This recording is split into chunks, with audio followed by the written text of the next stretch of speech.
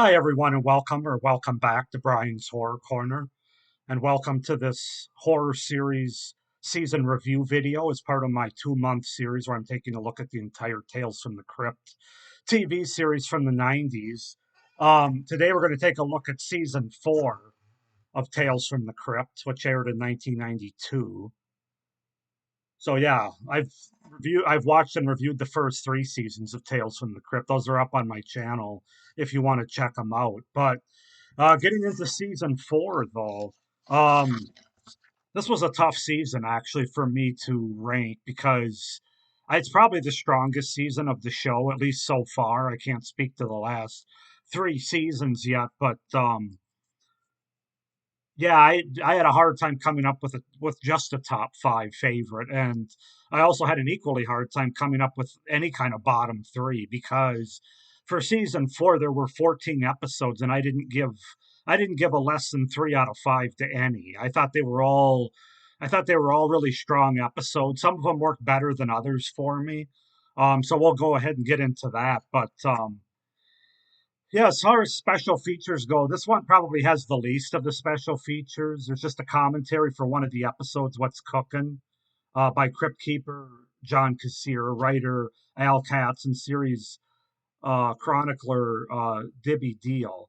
And then there's Stars of Season 4 montage hosted by the Crypt Keeper. So, really, no documentaries or anything. It's just kind of a commentary and a little short quip with the Crypt Keeper about the stars that were in season 4. But that's okay because the episodes in season 4 more than make up for the lack of any special features. So, um, yeah. So let's just go ahead and get into it, starting with my least favorite. Like I said, these were hard to even come up with or to find. All 3 of these bottom episodes from season 4 I liked, and I gave them all a 3 out of 5. So they're not terrible, and I highly recommend watching every episode from this season. These are just 3 that didn't work quite as well for me as some of the other episodes from season 4. So take that with a grain of salt. My number 3 least favorite is King of the Road. This is the one with Brad Pitt. Um, let's see. It aired on August 8th, 1992. It's episode 9 of season 4, directed by Tom Holland and written by Randall uh, Jansen. Um, this was one of those episodes that was part of the Two Fisted Tales series that would come out, the failed series, Two Fisted Tales. Kind of like there was I forget the name of the episode from the previous season. It was that one about the father and the son in the military. I forget the name of it, but Yellow, I think it was. That was also a Two Fisted Tales. It was an episode made for that series, Two Fisted Tales, which didn't go anywhere. This is another one. This is about a sheriff played by Raymond Barry who's confronted by Billy, played by Brad Pitt, who's a cocky hoodlum and a street racer who's learned who Joe was years before. He's a cop now. He's a street racer known as Iceman, and he's basically trying to challenge him throughout this episode and even going to far lengths to order to get him to race, kidnapping his daughter. And it has kind of an interesting twist at the end, but I don't know. This episode's good. I enjoyed it. I thought the performances were good, but it just didn't really have that Tales from the Crypt vibe to it. It just didn't quite hit me like some of the other episodes did for the season. So that's why it's my third least favorite, but still a good episode. My number 2 least favorite is This'll Kill Ya. This was the second episode from season 4 that aired on June 27th, 1992. Was directed by Robert Longo and written by A.L. Katz. This is with Dylan McDermott. This is about a diabetic scientific researcher who discovers that he's been injected with H-cell 24, a deadly experimental virus cell, in lieu of his insulin. There's no antidote for this virus. George learns that the virus will cause tumors to grow all over his body and kill him in a matter of hours. After hearing what he believes to be evidence that his lab partners did it on purpose, having purposely injected him with the virus to kill him. George vows to use what little time he has left to get revenge on his colleagues. And this is another one that has a very interesting twist at the end. But again, it's just another episode. There's nothing wrong with it. It's fine. But of all the episodes from this season, it just didn't quite hit me quite as hard as some of the other ones did. And then finally, The one that I put as my least favorite was the very last episode of the season entitled Curiosity Killed. This was directed by Elliot Silverstein, written by Stanley Ralph Ross, and aired on September 16th, 1992. This one has Kevin McCarthy and Margot Kidder in it. It's about this old elderly couple who hate each other and are camping out in the woods with a fellow elderly couple who are more tolerable of each other, wanting to repay Jack for saving his life in the military. Harry and Lucille let him in on a secret. They're planning to create a potion that will allow him to become young again. They try to keep the secret away from his wife, Cynthia, who's kind of a bitter, overbearing woman and wants to use it for her own means. I don't know. This is a one episode that I almost gave a 2.5 out of 5 to. If there was one episode that wouldn't meet that three criteria, it'd probably be this one. I just thought it was kind of okay. There's nothing really great about it. It has kind of an out of a place twist ending that just felt like it needed to be there because it's a Tales from the Crypt. I will say there's one scene towards the end that has a really good sort of body decay, transformation, more of it like a body decay transformation for three different characters scene. That's really well done. But as far as the dialogue and the characters, I really didn't care about any of them, especially the final character. Yeah, I don't know. And the twist at the end with a certain animal just really didn't do it for me either. So this truly is my least favorite from season 4, even though it's still not awful. But that's the one that definitely was my least favorite. So on to bigger and better things. So my top five is actually going to be a top eight, at least eight that I'm going to mention. A top five that I actually have, but I had to have three honorable mentions. These are all episodes that got at least a 3.5 out of 5 that I just really enjoyed. Like I said, it really speaks to the quality of season 4 of Tales from the Crypt. So we'll start with my three honorable mentions. My first honorable mention is None But the Lonely Heart. This was the very, wait a minute. Yeah, the very first episode that aired in season 4 that was directed by Tom Hanks, interestingly enough, and written by Donald Longtooth. It aired on June 27th, 1992. This was with Treat Williams, who's a sociopathic criminal who routinely marries rich elderly widows, poisons them, and leaves them to die in order to steal their money, basically.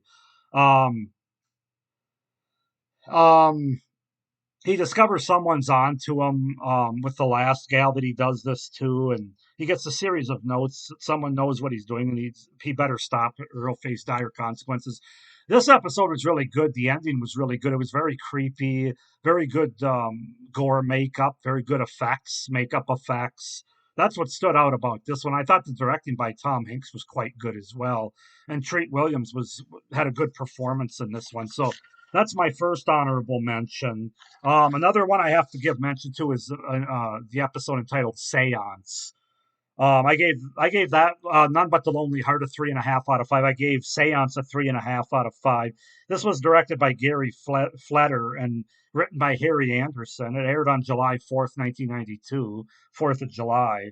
This was the fourth episode from season 4, kind of a neo noir themed tale where you have these two con artists who attempt to swindle rich tycoon Presco Chalmers out of his fortune with an elaborate story. When they accidentally end up killing him, they attempt to trick the fortune out of his blind and spiritual wife by acting as her medium and holding a mock seance.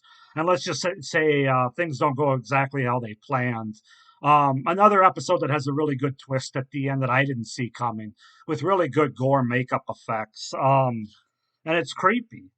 It's a creepy, effective episode. So yeah, Seance has to be mentioned, and then my final my third honorable mention from the season is episode 10, which aired on August 19th, 1992, directed by John Frankenheimer, written by Mae Woods, entitled Maniac at Large.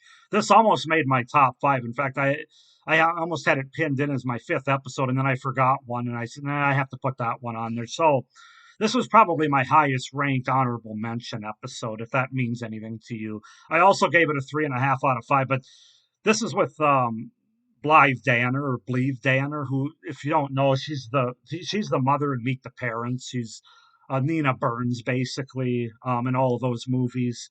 She's a meek librarian in an inner city library who learns that a serial killer is on the loose in an area and begins believing that she will be the killer's next victims. To make matters worse, the head librarian forces Margaret to work late one night, left alone after closing in a library that's usually frequented by suspicious characters and not knowing exactly who the killer is.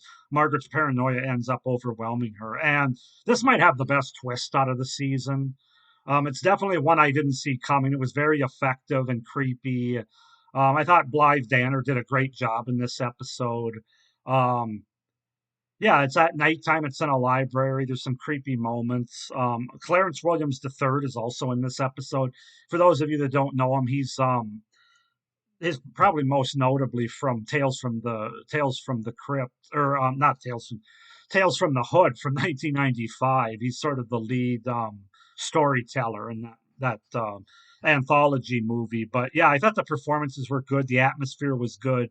But like I said, the twist is really what sold me on this episode. How they use this idea of this serial killer that's on the loose. And I don't want to give too much away, but it's not what you think it's going to be. And very effective. So now remember, those are just my honorable mentions. Now we're actually going to get into my top five favorite episodes from the season. So um, let's see. My fifth favorite episode from season four is going to be The New Arrival, which aired on July 25th, 1992, is directed by Peter Medak and written by Ron Finley, the seventh episode from season four.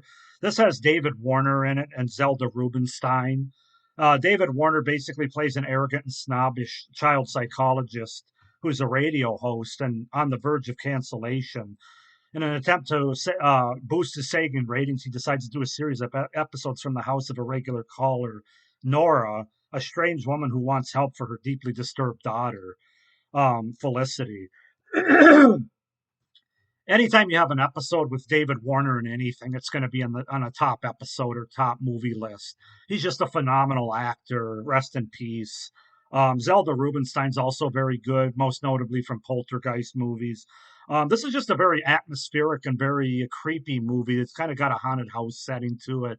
And the ending does not disappoint at all. It's got a great twist ending, very creepy, very effective. So, yeah, The New Arrival, my fifth favorite episode from season four.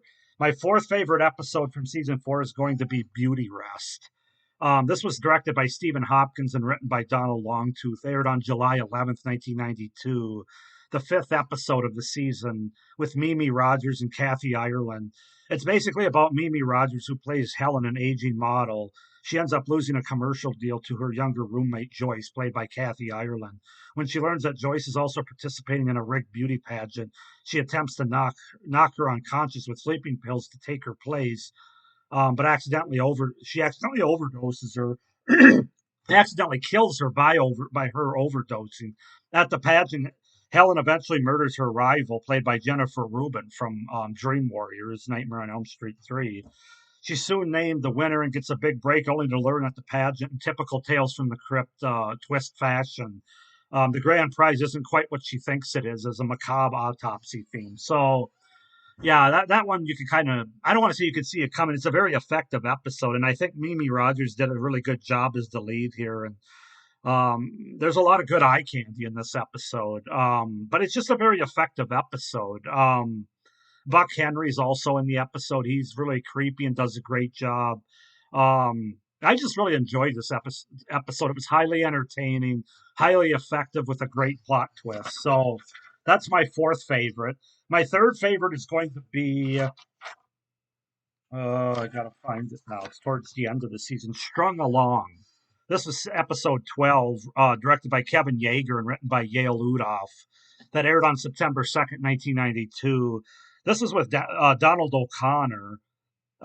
He's a retired puppeteer who used to make children laugh with his signature character Coco the Clown, and is offered a chance to revive his act for a tribute to the golden age of television. Due to his age, his young and dominant wife Ellen suggests that Joseph hire someone to help him with his performance. She introduces him to Joseph, her friend, played by Zach Galligan from the Gremlin movies, an animatronic puppeteer and his new assistant. However, a game of deception soon begins when love letters are found in Ellen's dresser, leading Joseph to question if Ellen is unfaithful to him. This episode is very effective, not one because it has the whole puppet mannequin narrative, which is always creepy in its own right, as I've said in previous episode reviews. But you also have sort of a mystery going on here as he's trying to figure out if his wife's cheating on him and who she's cheating on him with. And it's got a very good unfolding mystery as well as a very gory and effective ending. The last 5 to 10 minutes of this episode really make this episode. Donald O'Connor's performance is phenomenal. Zach Galligan's good, as well as the gal that plays his wife, Patricia Charbonneau. I don't know. I'm not pronouncing that right, but it's just a very good episode that's got a lot going on, and it has a great Tales from the Crypt twist ending, as you would expect. So that's my third favorite episode from season four, Strung Along. My second favorite episode, or the best episode in my opinion from season four, is going to be the episode right before that, entitled Split Personality. This was directed by Joel Silver and written by Fred Decker. It aired on August 26, 1992, and the most notable thing about this episode is we get Joe Pesci. He's a small-time swindler, Vic Stetson. That's who Joe Pesci plays. He ends up having car trouble outside a bizarrely designed mansion. Letting himself inside so he can use the phone, he meets a couple of the mansion's occupants, these twin sisters, April and June Blair. After learning that they are also worth a combined $2 billion, Vic creates Jack, a twin brother of his own, so he can trick both twins into dating and marrying him in a plot to steal their combined inheritance. However, he gets a typical Tales from the Crypt surprise twist, that the fact that the twins harbor a dark and dangerous secret. And yeah, this whole episode is great. I mean, like I said, anytime you get Joe Pesci, that's automatically going to push it to the top of any list. Just the dialogue that he has. Um, there's humor in this episode. It's well shot. It's gory. The ending of this episode is great. It was one of those moments, and just very effective, very fun episode. You got to check out Split Personality. It's one of the best in the series. I'm just going to go ahead and say that now. Um, yeah, Joe Pesci, he just owns this episode, as you would expect, and it's just a great written, great directed episode that kind of has it all. Some really effective gore effects at the very end of it. So, but maybe surprisingly to some people, my favorite episode is going to be What's Cooking, which is episode 6 from season 4 that aired on July 22nd, 1992. Was directed by Gilbert Adler and written by A.L. Katz. This episode has a great cast: Christopher Reeve, Bess Armstrong, and Judd Nelson. Um, from The Breakfast Club, of course, for those that don't know. This is about a married couple, Fred and Irma, played by Christopher Reeve and Bess Armstrong, who are the owners of a failing restaurant with a squid-only menu. One day, their luck soon changes when Gaston, played by Judd Nelson, a mysterious drifter who works as the restaurant's janitor, gives them some steaks that turns out to taste delicious, so much so that it gives the restaurant a huge boost in sales and popularity. However, Fred discovers that Gaston's steaks are made of the flesh of his landlord, Chumley, who Gaston killed and butchered. The sight leaves Fred to be torn between going to the police or allowing more people to be killed so they can put on the menu and save the restaurant. What can I say about this episode? Christopher Reeve, Judd Nelson, they gave terrific performances. So does Bess Armstrong. This it's I think the reason it's probably surprising to some people that it's my favorite is because I always talk about how these sort of comedy type anthology episodes don't work as well for me. Well, this is the exception. This episode is both creepy and funny with the perfect balance, in my opinion. Uh, like I said, the performances by Christopher Reeve, Bess Armstrong, and Judd Nelson are phenomenal. Meatloaf also makes a cameo as Chumley in this episode.